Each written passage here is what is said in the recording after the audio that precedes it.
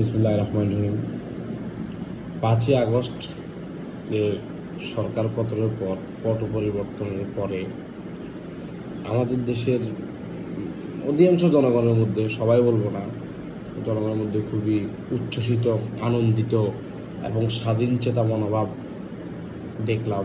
তারা খুবই আনন্দিত, তারা নতুনভাবে বাঁচার একটা নিঃশ্বাস পেয়েছে, নতুনভাবে তারা বাঁচার জন্য খুবই আনন্দিত, খুশি হয়েছে যে তারা আর আগের মতো কোনো ধরনের স্বৈরাচার বা আগের মতো কোনো ধরনের দুর্নীতি, কোনো ধরনের রাহাজানি, গুম খুন হত্যা এসব কিছু দেখবে না। নতুন বাংলাদেশ গড়ার, নতুন বাংলাদেশের স্বপ্ন বুনেছে। তারা হয়তো এখন আফসোস করতেছে বা মুখ থুবড়ে পড়েছে তাদের এই স্বপ্ন। কারণ 5ই আগস্টের পরে দেশে লুটপাট, গুম খুন হত্যা, চাঁদাবাজি, রাহাজানি, আমি মনে করি না, আপনারা সকলে এটা মানতে হবে যে তা দ্বিগুণ আকারে বেড়ে গেছে এবং অনেক পরিমাণ বেড়ে গেছে। এবং বাংলাদেশ সাম্প্রতিক যে পরিমাণ ধর্ষণের নিউজ আমরা দেখতেছি, যেমন ধর্ষণের ঘটনা ঘটছে, এই অতীতে আমরা কখনো দেখিনি। যে পরিমাণ ডাকাতির ঘটনা ঘটছে, যে পরিমাণ ছিনতাইয়ের ঘটনা ঘটছে, তা অতীতে আমরা আসলে এতটা ইনসিকিউর ঢাকা শহরে কেউ চলাফেরা অনুভব করে না, এতটুকু ইনসিকিউর হয় না। আমরা ঢাকা শহর রাতে 2টা 3টাও বের হয়েছিলাম ফ্রেন্ড সার্কেল বা বন্ধুবান্ধব মিলে, কিন্তু এখন আমরা আসলে বের হই না, ভয় পাই। আমাদের মধ্যে একটা ভয় কাজ করে যে আমাদের কী না হয়, বা কোনো ডাকাতের কবলে পড়ি, বা কোনো ছিনতাইয়ের কবলে পড়ি। নানা রকমের সংশয় কাজ করে আমাদের মধ্যে। এই যে আমরা স্বাধীনভাবে বের হতে পারি না, এটাই তো মনে করি আমাদের জন্য সবচেয়ে বড় হোঁচট। তারপরে আপনি দেখবেন যে 5ই আগস্টের পরে বিএনপি, বিশেষ করে বিএনপি, অন্যান্য দলীয়রা তেমন করতেছে না, বিশেষ করে বিএনপি দলীয় লোকেরা যে পরিমাণ হত্যা, যে পরিমাণ রাহাজানি, যে পরিমাণ চাঁদাবাজি তারা পরিচালনা করতেছে, আমি গত 17 বছরও আওয়ামী লীগ সরকারের এই পরিমাণ চাঁদাবাজি, এই পরিমাণ হত্যা, এই পরিমাণ রাহাজানি আমি দেখিনি। বিএনপি বাংলাদেশে একটা অনেক বড় একটা দল, এটা 1978 সালের দল, আওয়ামী লীগ সরকার, আওয়ামী লীগের পরের দল, 1978 সালের দল। তবুও বিএনপি কিন্তু অনেক বড় একটা দল এবং খুবই গুরুত্বপূর্ণ একটা দল বাংলাদেশের জন্য।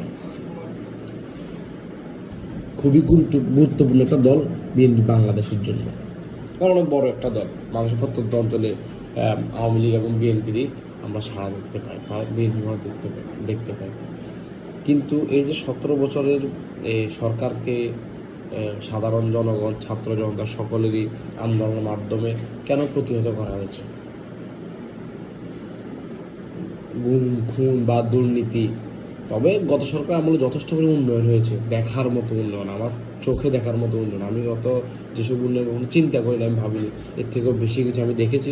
আপনারা কতটুকু দেখছেন আমি জানি না, কিন্তু এরপরও মানুষ তাদের উপর অসন্তুষ্ট থাকার কারণে এতগুলো 1400 থেকে 1400 শহীদের বা 1400 মানুষ মারা শহীদ হয়ে তারা এই সরকারকে প্রতিহত করেছে।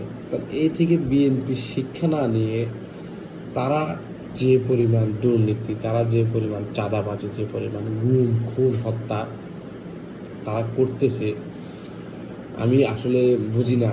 মানে এটা কেমন দল? আসলে এই দলে কি কোনো শিক্ষিত কোনো মানুষ আদৌ কি এক্সিস্ট করে? মানে আমার মনে হয় না 5 থেকে 10% বেশি শিক্ষিত মানুষ বিএনপিতে নাই। বিএনপি 90% লোক অশিক্ষিত, শ্রমিক শ্রেণীর লোক, রিক্সাওয়ালা, চোর বাটপার, সব এই টাইপের লোককে আমি, তার মাদক কারবারি, এই টাইপের লোকদেরকে আমি বিশেষ করে বিএনপি করতে দেখি। তো এদের মধ্যে আসলে বিবেক জিনিসটা কি? এদের মধ্যে আসলে গত সরকারের কীভাবে প্রতিহত করা হয়েছে, কী কী কারণে করা হয়েছে, তাদেরকে কেন এই স্বৈরাচার বলা হয়েছে, এবং আমরা নতুনভাবে তার থেকে কী শিক্ষা নিয়ে আমরা কী করতে পারি, আমাদের কী করা উচিত, এই যে একটা রাজনীতির মাস্টার মাইন্ড, একটা প্ল্যানিং, এই প্ল্যান এই মাস্টার মাইন্ড যে করবো ওই পরিমাণ শিক্ষিত তার মধ্যে নেই। সে যে যে কলমটা হাতে নিয়ে যে মাস্টার মাইন্ডটা লিখবে, মাস্টার মাইন্ড শব্দটা লিখবে, সে মাস্টার মাইন্ডটা লিখতেছে সে জানে না, সে মাস্টার মাইন্ড সে প্ল্যান সে কীভাবে করবে সে চিন্তা করলো। এতদিন বিএনপিকে আওয়ামী লীগকে দেখেছে সে চাঁদা উঠাতে, সে এখন চাঁদা, আওয়ামী লীগ তো ইজারা নিয়ে চাঁদা উঠেছে, তোমাদের ইজারা ছাড়া চাঁদা উঠেছ, তোমাদের ইজারা পর্যন্ত নাম নেই। এরপরে জায়গায় জায়গায় আমরা প্রত্যেক দিন নিউজ দেখতে পাই বিএনপি বিএনপি মারামারি করে হত্যা, আহত, নিহত। তাহলে তোমরা এখন দেশ কীভাবে সুশৃঙ্খলভাবে সুন্দরভাবে দেশটা গঠন করা যায় তোমরা ওইটার জন্য প্ল্যান করবা।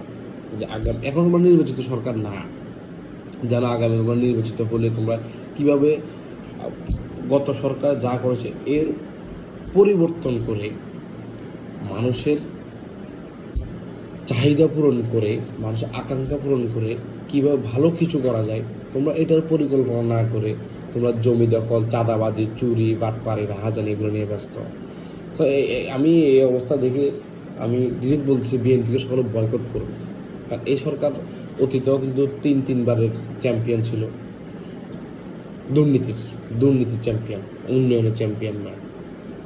এই সরকার যদি আমাদের আসে, আমাদের দেশে যে উন্নয়নটা দেখতেছেন বরঞ্চ তার ধ্বংসের পথে চলে, দেশ ধ্বংসের পথে চলে যাবে, দেশে আপনি বসবাস করতে পারবেন না। যারা যারা বিএনপিকে ভোট দিবেন চিন্তা করেছেন তারা বয়কট করুন, এবং যারা বিএনপি করুন আমিও তাদের কাছে একটা হাত জোর করে রিকোয়েস্ট করি যে আপনারা আপনার দলটাকে সুন্দর সুশৃঙ্খল করুন, দলটা গুছান। কারণ বর্তমানে আপনাদের জেনারেশন জি খুবই স্মার্ট, তারা আপনাদের এইসব চাঁদাবাজি, রাহাজানি, এইসব অশিক্ষিত লোকের লিডারশিপ মেনে নিবে না, কখনো না। এটা শক্ত হাতে প্রতিহত করা হবে আপনাদেরকে। কারণ আমরা কখনো যে কলম হাতে ধরতে পারে না, যার মধ্যে ন্যূনতম শিক্ষা নিয়ে কথা বলা, তাকে লিডারশিপ মানবো, ওই দিন গেছে গা, ওই দিন ভুলে যান, ওই দিন আর কখনো আসবে না। আপনাদেরকে শক্ত হাতে প্রতিহত করা হবে, সাবধান হয়ে যান আপনারা। বিএনপি সাবধান।